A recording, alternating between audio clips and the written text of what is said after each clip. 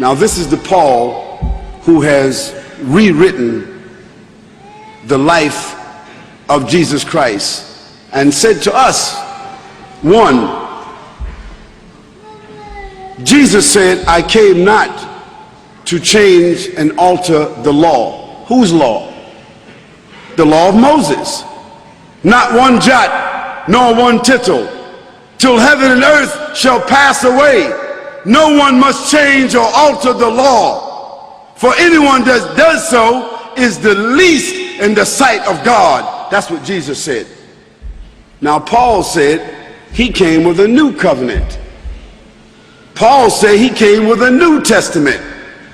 Paul said he came to the Gentiles, and that they no longer had to, those that followed Paul, they no longer had to observe the law of Moses. What was the law of Moses?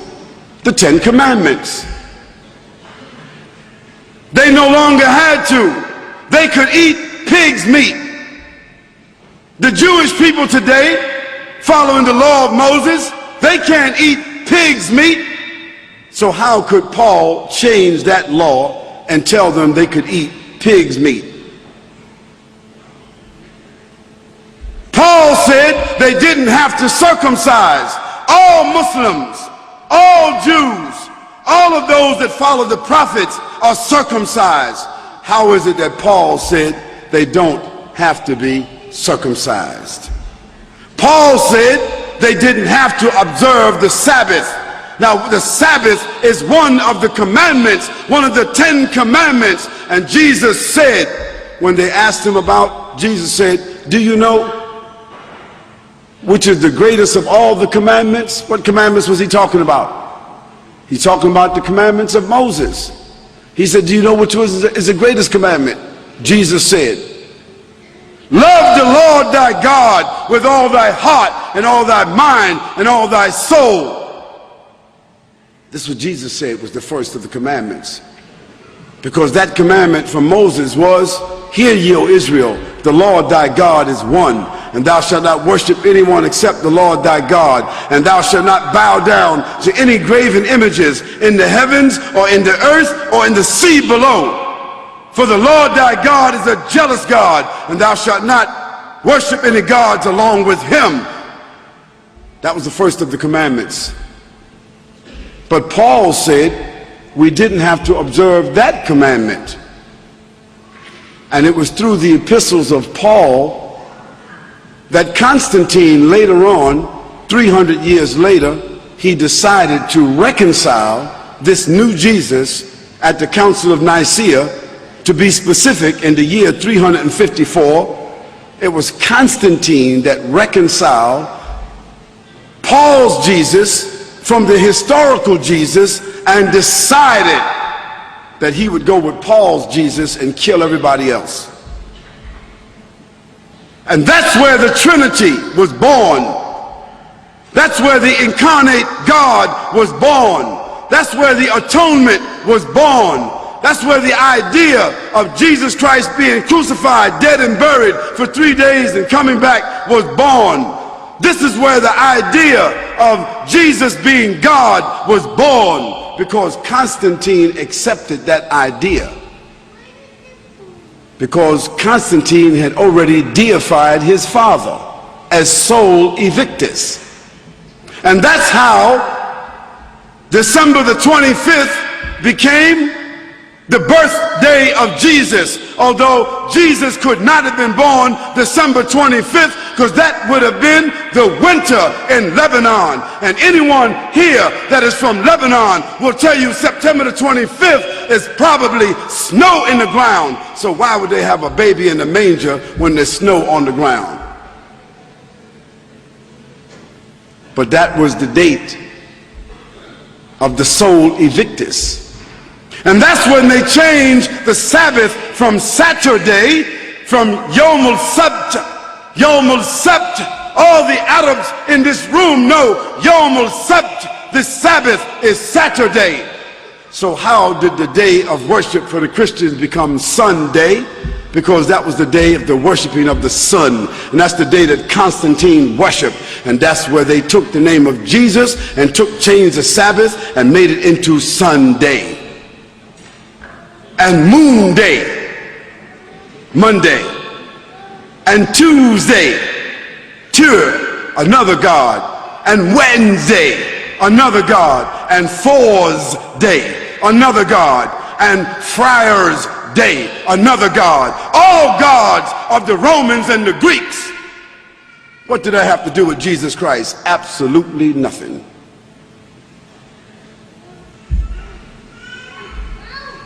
So a new covenant was born through Paul and the collaboration and the official documentation of Constantine, who then assigned an official bishop of Rome.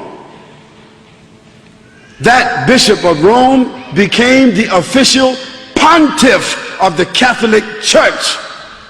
And so today, that's why the Pope is called the pontiff.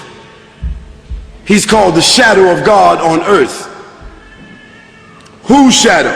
Whose God? The God of Paul, the God of Constantine. Certainly not the God of Jesus. Now Paul, through his writings, set up a nefarious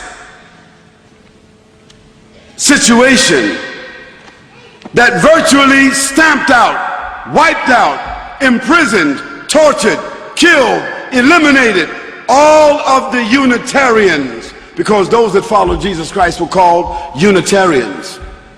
That means they were subscribing to one God.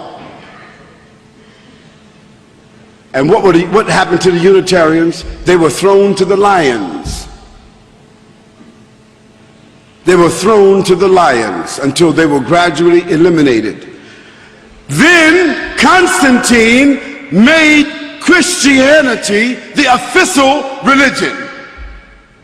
Why? Because he made a distinction between the Nazarenes and the Christians. If you were Christian, you were cool. If you were Christian, you were official. If you were Christian, you could be assimilated. If you were Christian, you were Constantized. If you were acceptable, if you embraced the Pauline doctrine, then you became a Christian. And Christian then became an antithesis of the Nazarenes. It also became an antithesis of the life and the message of the historical Jesus. This new evolution, this new faith system, officially adopted by Constantine, the Roman emperor, the establishment of the Church of Rome, and the subsequent Christology that has developed. I said Christology. Now, what is Christology? Christology is the scientific, systematic dramatization and mythological replacement of the historical Jesus. That's what Christology is.